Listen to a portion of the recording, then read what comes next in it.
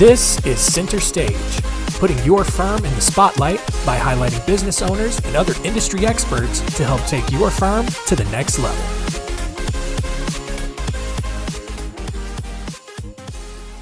Hey everyone, and welcome to Center Stage. I'm your host, John Henson, and this week we are talking a lot about our emotions, all right? And so on past episodes, we've really talked a lot about how stressful the legal industry can be in particular. And so, when you're under a lot of stress, or, especially if our mental health is not going well, and then things may get emotionally heated, or you're in an even more stressful situation, it can really, kind of compound things, make things worse, kind of really drain mental health and all that. And so, obviously we're doing a lot more topics like this. It's something that's really important to me. And so I wanted to bring in experts to talk about various aspects of this. And so talking about, controlling our emotions and at least being cognizant of them, and just things that we can do to just make things as easy as they possibly can be. So I have asked Paula Oleska to join us this week, and she is graciously accepted to do that. So Paula, thank you so much for joining us. Hello, thank you, John. I'm so thrilled to be here, and hello to our audience. Very grateful to be talking to you. Yeah, awesome. So before we jump in, as always, tell us a little bit about yourself and why are we asking you to come talk to us about emotions today? So I'm an expert on emotions because I'm an emotional person. So many years ago, I talked to someone who mentioned something about emotional intelligence, and I thought I was very interested to find out more about that. And he said, well, you should talk to so-and-so professor. And I thought, because he's a specialist on emotions. So I thought about that. And after a while, I realized that really wasn't an accurate information, because a professor will study research on other people's emotions. I'm an emotional person, so I did my own research. And to make a long story short, after using all of the mainstream available techniques, such as don't think about it, get yourself out of it, talk yourself out of it, don't feel anger or fear and all this other stuff, I realized that none of that really was solving my problems. So I decided to do my own research, which is to become even more emotional, until I realized what was fueling those emotions. And I realized that there's only one reason why we have all those so-called unpleasant or negative emotions, because they are trying to tell you that your needs are not being met. So I designed programs around that and teaching people how to get through the point of working with your emotions so that you can get your needs met. And then that changes the whole picture. And before I go any further with that, I wanted to add some other credentials, because in addition to being an emotional person, I've been in private practice for over 30 years. And I worked with over 5,000 individuals, individually in groups, helping them achieve results that were really unheard of up till we have these new methods of working. And some experts talk my work now that I'm a neurobehavioralist. So I think that's a very good name, because certainly my work is based on organizing the brain, and I'll be telling you more about that. But I'm also focused on changing mindsets and behaviors. And so I think the title of neurobehaviorist suits me very well. Awesome. And you said something that was very interesting that I want to dig into at some point. You talked about how, when you first got into this, people were telling you, they were giving that advice about how you can, allow yourself to feel angry or feel sad or whatever. And if I heard you correctly, you said that wasn't working for you and your situation. And so you wanted to explore further. That's right. So I don't know if I heard you correctly, but the advice that I heard then, and what I keep hearing that is being given to people, don't feel those emotions. Don't feel anger. Don't feel fear. Don't be scared. There is this acronym, fear making illusionary things look real, or something like that, which is absurd, because your feelings are real. You're actually feeling them in your body. This is something we'll get into in a moment. And there is nothing wrong with that, because you have a part of your brain devoted to generating those feelings. So they are part of your equipment. You just need to learn how to work with that equipment so it will serve your purpose. Okay, awesome. So then, yeah, let's jump right in. First thing I want to ask you about, and this is something that's very prominent in the things that you talk about, is you talk about something called embodied cognition. And for someone who is really just kind of scratching the surface in this entire area, especially with mental health and emotions, all that, those two words don't mean anything to me. I have no context for what those mean. So what is embodied cognition? I'm so glad you asked. So this is a relatively new concept in neuroscience. It's been developed over the last maybe 5 or maybe 10 years. And it has to do with these two components. Cognition is our intellectual functions.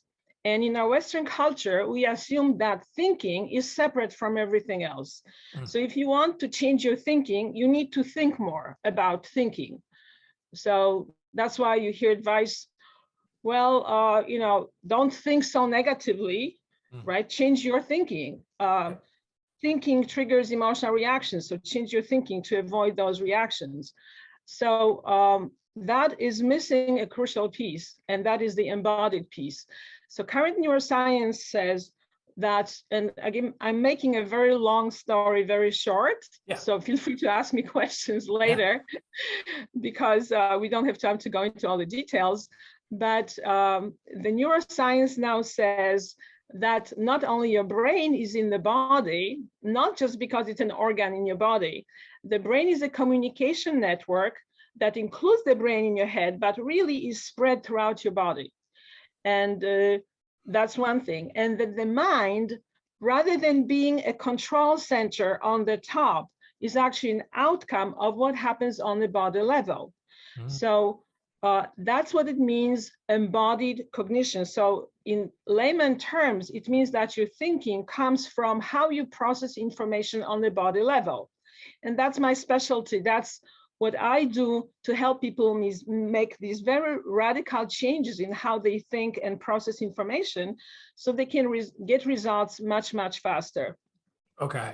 All right. That makes sense. So then let's talk about it practically, especially for our audience. How does this sort of thing affect someone who is running their own law firm or accounting firm or whatever, as a business owner? How does this change things from what we've traditionally thought? All right. So I, being an entrepreneur, even though I'm not a lawyer, I know what it means to run a business. Right. So there are many things that we tear our hair out about running a business.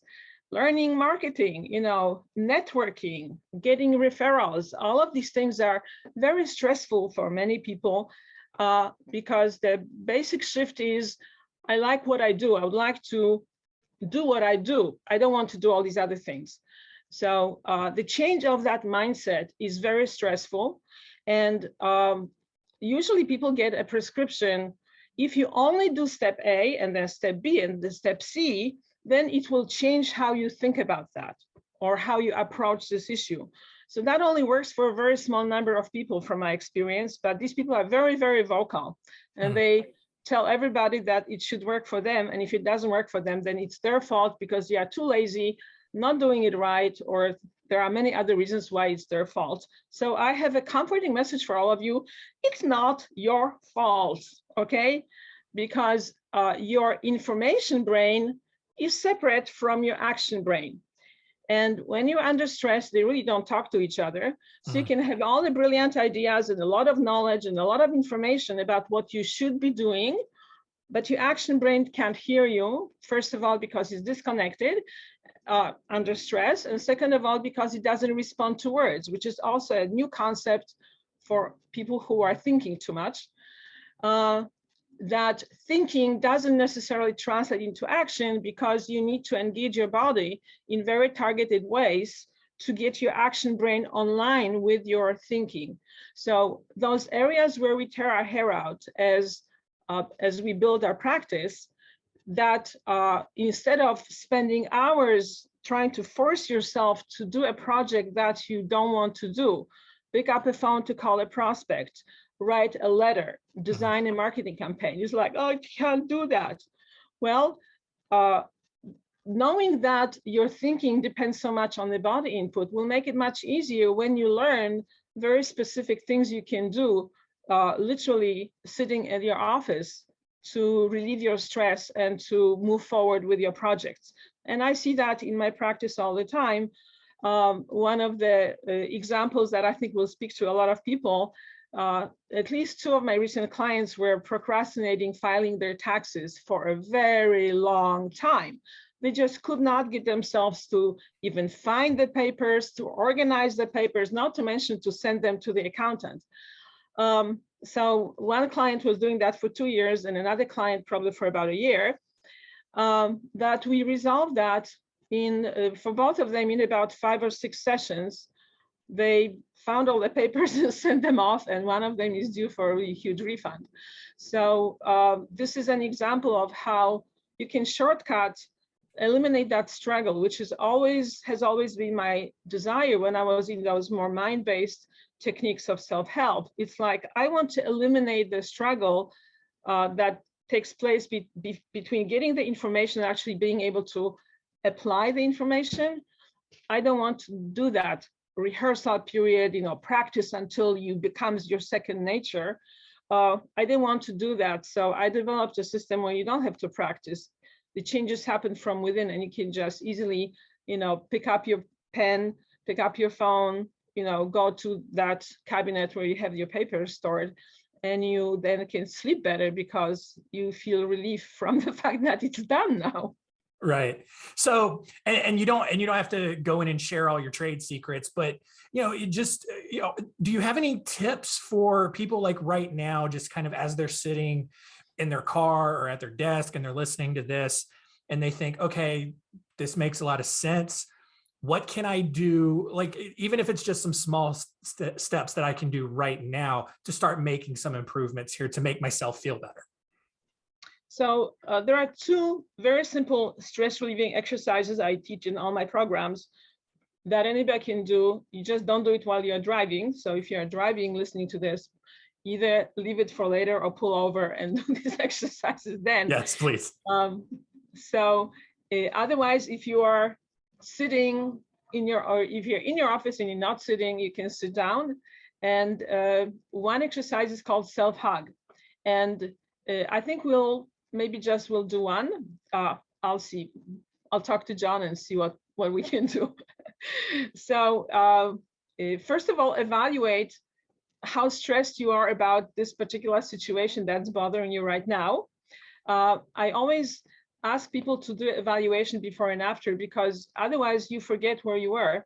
That's what happens to my clients all the time. They don't even realize many times that the results are related. So before I show you the exercise, I'll just share this little anecdote that one of my clients referred his nephew, who was, I think, 11, and he had 3 or 4 years of intense anxiety and panic attacks that made him throw up, skip school, and just be miserable.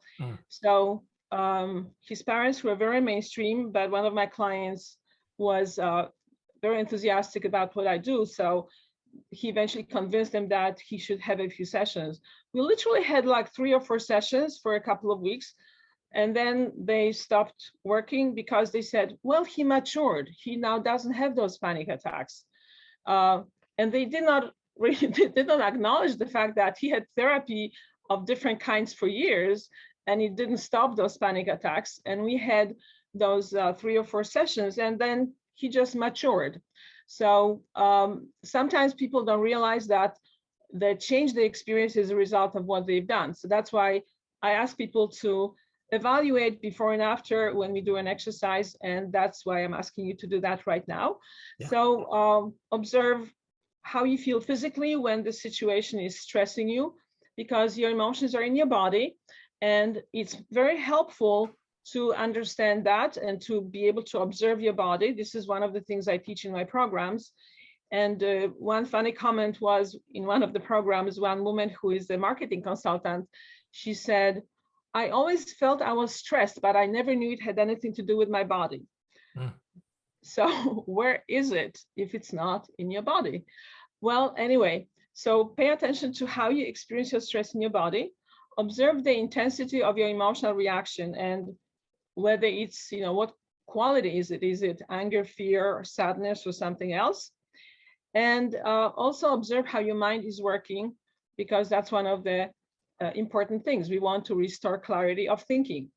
And we'll only do this for a few seconds. When you do this exercise at home, you should do it for a little bit longer, but because we are on air, we don't want to have empty air. Right. So this is how you do it. So cross your ankles and then reach forward with your arms like that.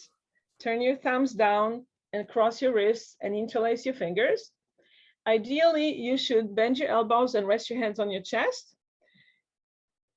That's right. Bring your hands. This is hard because I'm standing up. Okay, and if it's too difficult, you can just leave your hands crossed like that in your lap. It works. The other one works a little bit better, but this one works also. And then you can close your eyes and just be there with your problem without trying to solve it. And I'll time it literally for 30 seconds. And let's see, even if that short amount of time is going to make any difference. Yeah. So let's. I'll even throw in some background music in post-production, so we're not sitting in dead air here.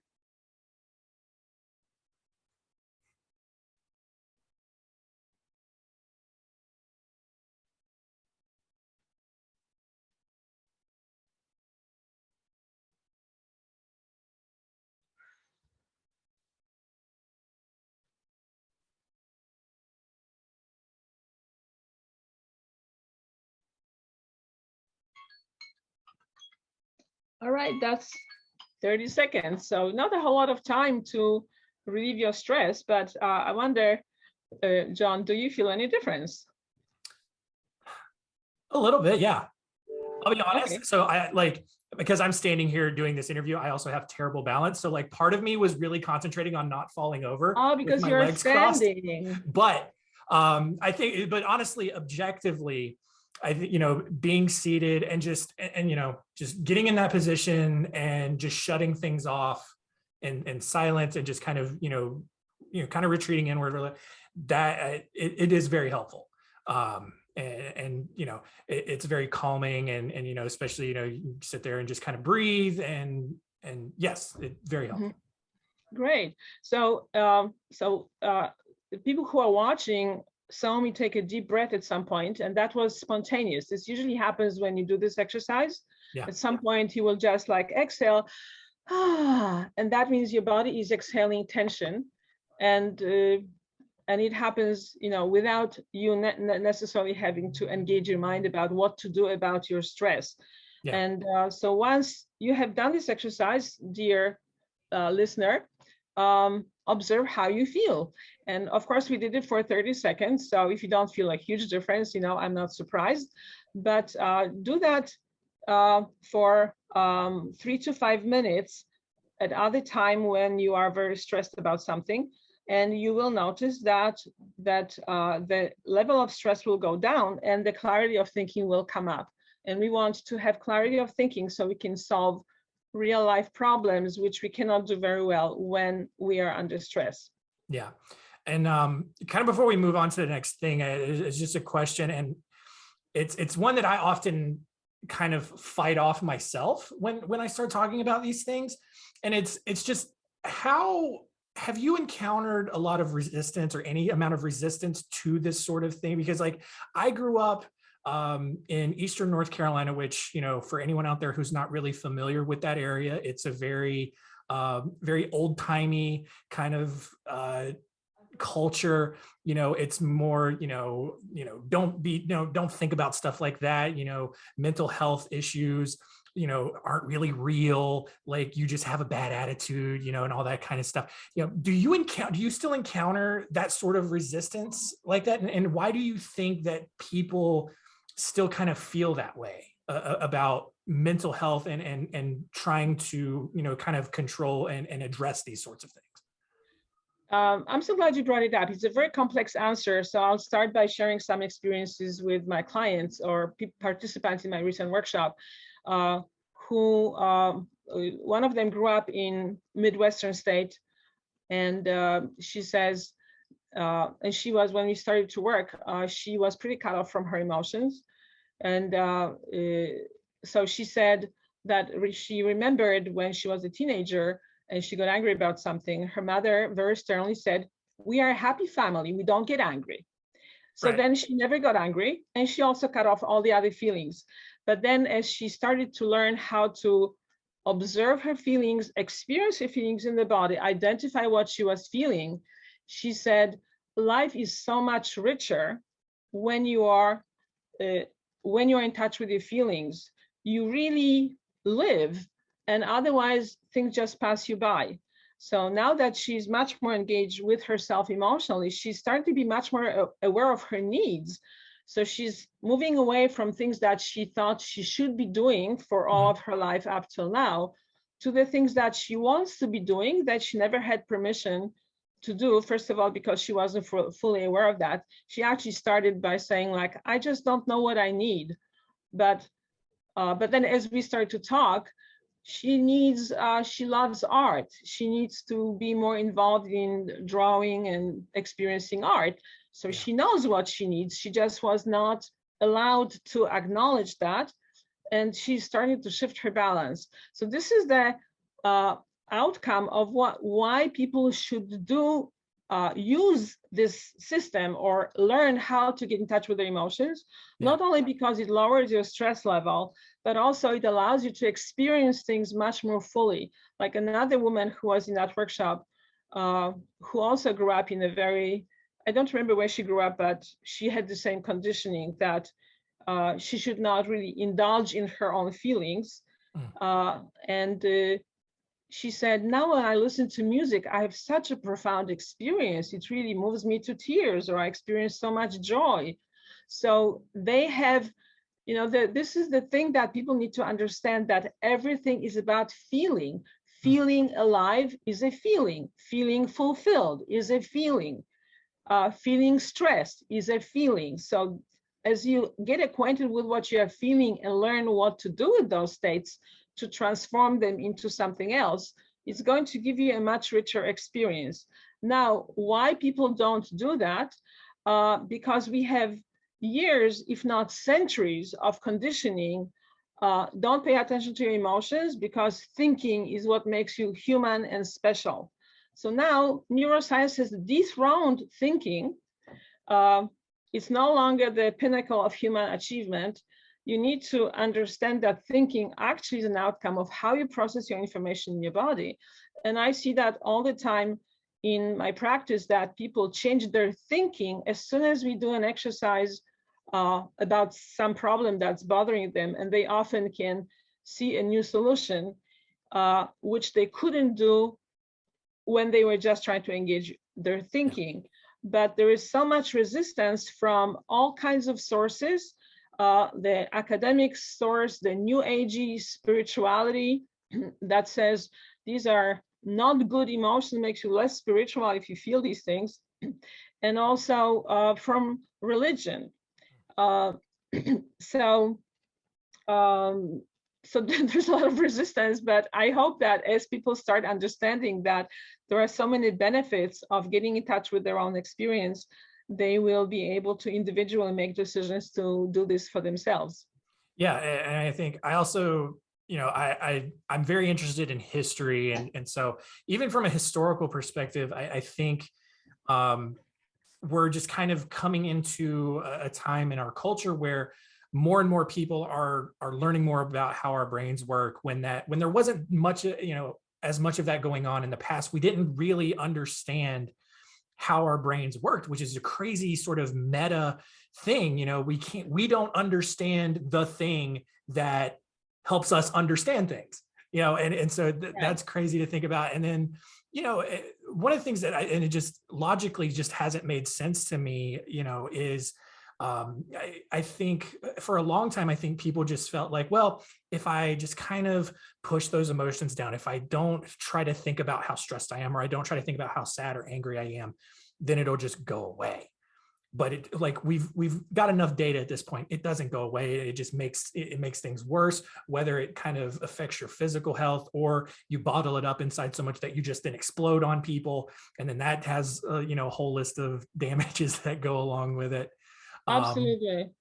Yeah. And my thing is like, I don't, maybe these people exist, but I don't know of anyone who enjoys feeling sad or enjoys being angry.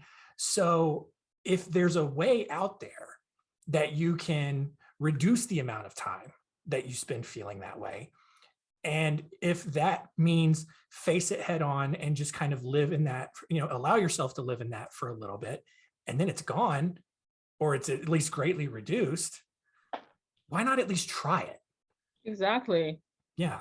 Yeah, absolutely. Because as I said, my big discovery is that any feeling of anger, jealousy, irritability, resentment, self-righteousness, these are all shades of anger, or fear, different kinds of fear, from anxiety to apprehension to paranoia.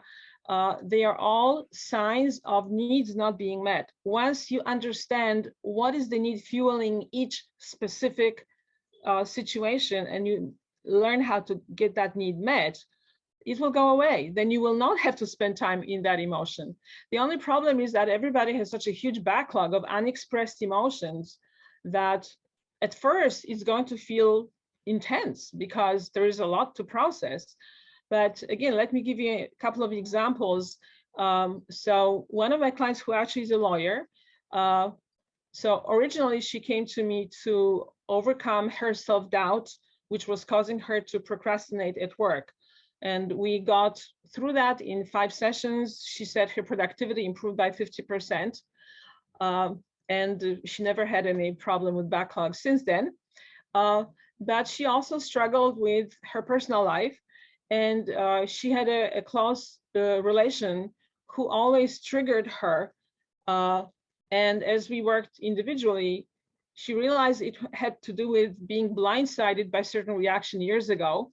And from that time on, she was always on guard and always ready to either escape or attack when that person did something or said something. When we were able to diminish that trauma and heal that experience, she said, I'm completely calm. I no longer have these reactions. I can actually hear what this person is saying, and I respond in the moment and not from my trauma. So when you are willing to spend time with those emotions and resolve them, then you will be free of them. Yeah. And another example from my recent class also, there was I think maybe some of our viewers and listeners can relate to that. So 2 participants were really, especially one was turned off by the fact that in her office, there is a woman who always acts like, I did this great thing, I achieved this thing. You should look at me, I'm doing this, I'm doing that. So the participant in my workshop was very, very irritated by that. And if we left it at that, she would have been just irritated. But because she was using my process, she very quickly said, I realized that my anger at her is because I was exposed to that as a child. This is how I was treated. I was told not to draw attention to myself, not to brag about my achievements. And then she discovered some additional components of that.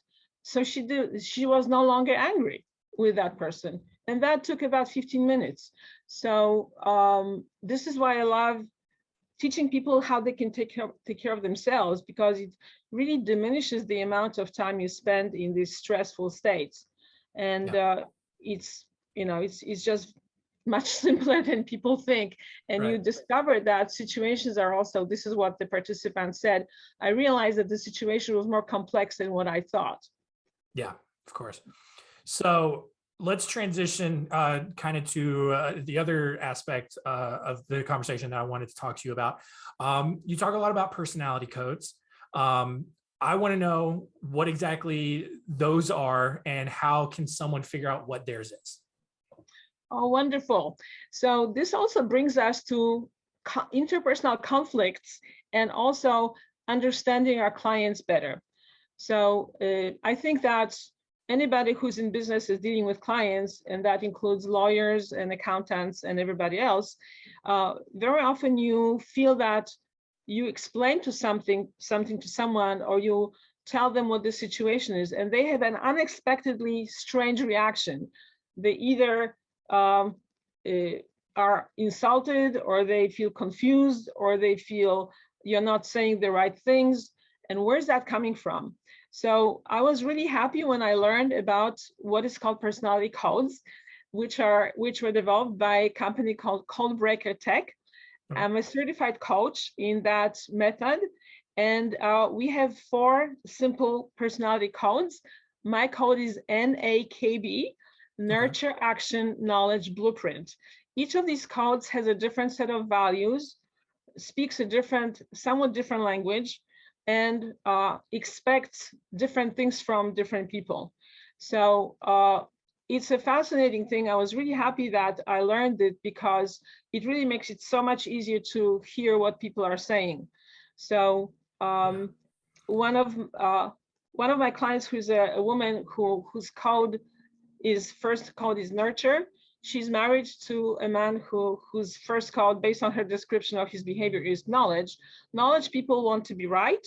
They are fact-based, science-based, and just show me the proof. Don't tell me how you feel, because I don't care or I don't understand it, right? So she's Nurture. So she's trying to tell him, I feel unappreciated.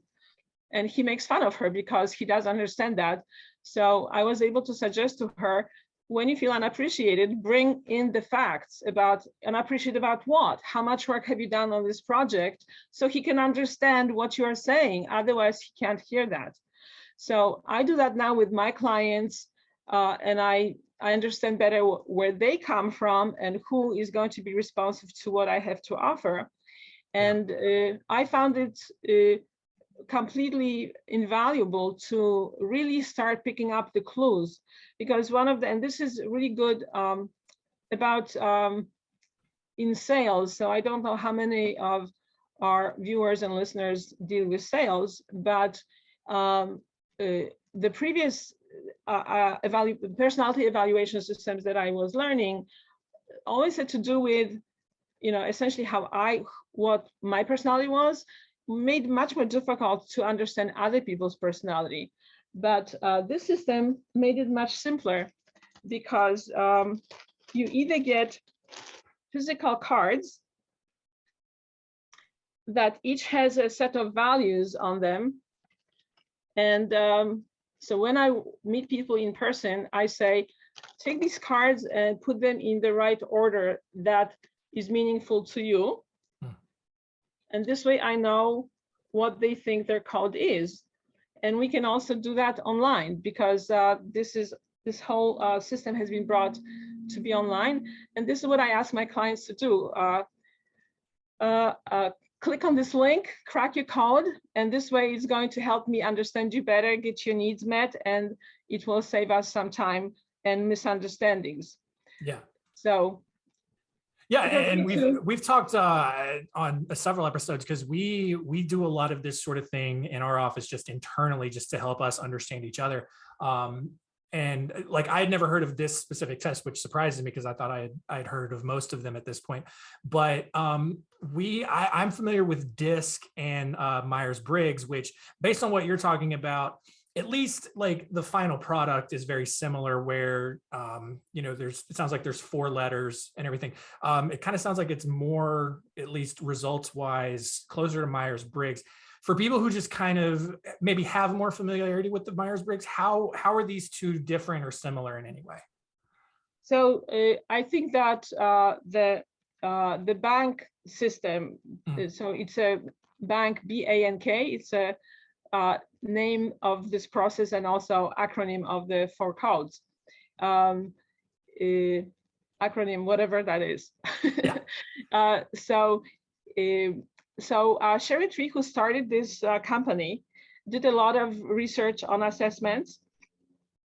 And she realized that all the assessments were helping her understand herself, but they did not help her predict buying behavior. So she was in sales, so she really wanted to turn it around. And this is how she developed the system. So this is really her motto is, or has been up till recently, predicting buyer behavior. But the company is expanding into much broader outlook into relationships of all kinds, business, family, and so on. And this is where I found it very useful, because I deal, of course, somewhat with sales like every business owner, but it really helps me understand all the people I'm dealing with and stop wondering why is this person so, I have several friends who are knowledge leading code, as far as I can tell. They always have to be right. And I'm no longer offended by that. I can't argue with them, or if I can make fun of them, but I don't take it so seriously, because I know that's how they operate. They need to do extremely detailed research before they do anything, which is fine for them. And they get sometimes irritated with me because I make decisions much faster, because my second call is action. So I take action faster. But they can be irritated with me, but I'm no longer irritated with them, because I understand where they come from, and so on. So, so to answer your question, I think Myers-Briggs, as far as I know, is, because I didn't take it, but I've learned a lot about it. It's really personality based for psychological purposes. It doesn't do anything for business or sales, or even interactions with people. But so Sherry studied all of these systems, and she developed her own condensed version of that. There's, for people who want to go deeper, there are deeper layers, but at least identifying these 4 codes is very simple to identify who you are, where you are, and how you relate to other people, what you expect of them. So the common misconception, in addition to the one I mentioned about this couple, it's like when I talk to certain people about what I do, well, where's the science? What kind of evidence do you have? Well, luckily, I can answer that because I studied a lot of neuroscience, and I can answer that question. But because I don't have a degree in neuroscience, initially it used to make me feel more insecure. But now I know they are just knowledge types, and they want to know whether this is real. Yeah. So I have enough science background now that I can say, yes, this is real. This is where you can find more information about it, and so on. So so there are many people who the codes are in so much conflict. Like for instance, in one of the calls that I participated in the bank system, a woman was saying, I'm an action type, and so when I was bringing up my children, I was very spontaneous, like, hey, let's just go, let's pack up and go for a 3-day vacation. And one child was always so unhappy. And then when she found out about the calls, it's because the other 2 or 3 children were action, and this called was blueprint. Blueprint person needs to have system, structure, procedure. You prepare, you plan, and you follow your plan. You can't do anything spontaneously. So once this woman realized that this is what the child was, she actually apologized to her and said, I'm so sorry that I disrespected your values, and now I know what you need. And therefore, she then includes this child in planning other things. Yeah, I'm going to go and take this assessment as soon as we're done recording here. Just based on everything you've said, I really resonate with the blueprint and the knowledge side. So I'll be interested to see if that's what comes out in the results. This has been really eye-opening and really insightful. So before we wrap up here, how can people get in touch with you and learn more about your process and ways you can help? So the best way to get in touch with me, I have a website which is going to be redesigned, but you can have some information on it, which is www.naturalintelligencesystems.com. And my email address is paula@brainupgrade.biz. And if you email me, I'll be happy to send you a link to crack your code, and you can find out what your code is. As I said, my code is NAKB, and maybe we can get along. But I can get along with John, even though his code probably is KB, right? But he probably has some N in there too, because you are a very good interviewer.